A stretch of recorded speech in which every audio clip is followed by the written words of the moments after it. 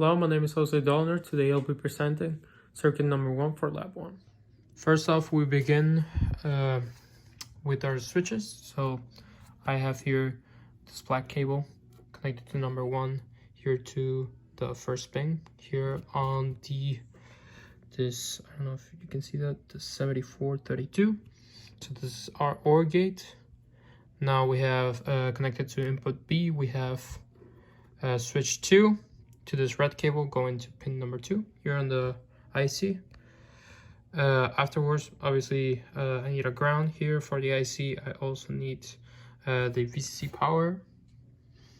Moving on to the next one, I have here pin number 3. That's the output from this OR gate going to my AND gate here on pin number 1 by this orange cable. My AND gate also has obviously ground over here by this side and VCC from this side. So to wrap up, I have input number 3, so switch number 3, which is input C on our truth table, and that's obviously connected here to pin 2. Now this is all going to a switch, which is our output here, going to switch 0. So just to quickly demonstrate our circuit, I'll have to go over here and try out all of the values from the truth table.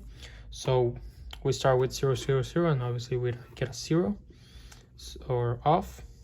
Now we just try C on, we get a 0 as well. Now we try B, getting a 0 as well. Now we try B and C, so 2 and 3.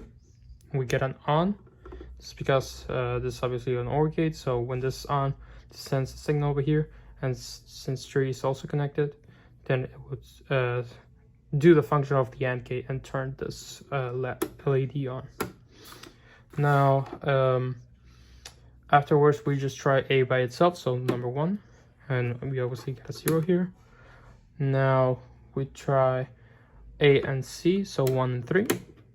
We get an on signal, but because of the same reason as before. Now we try A and B alone, so 1 and 2. And we also get a 0 because we're not turning on number 3. And lastly, we'll try all of them together, and obviously we get a 1.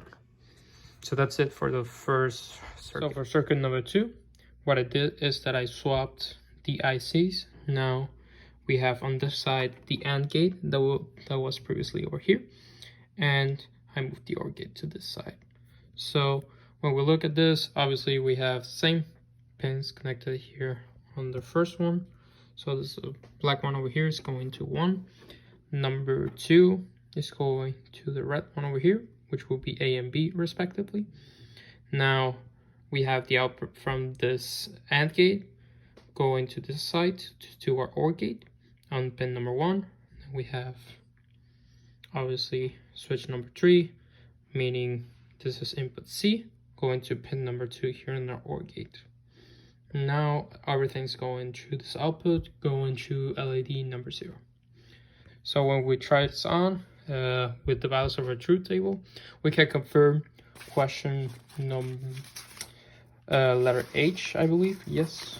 So question number H states that if we leave switch C on, regardless of what we do over here, it would remain on. So just basing off of our truth table, just to fill it out, 3 zeros, obviously a 0 over here. Once we use 1 here in C, we get an on because of the OR gate. Then when we do 1 here in the middle, we get nothing because of the AND gate. We need 2 and 1 together. Now we try B and C together, so 2 and 3, and we get a 1, obviously.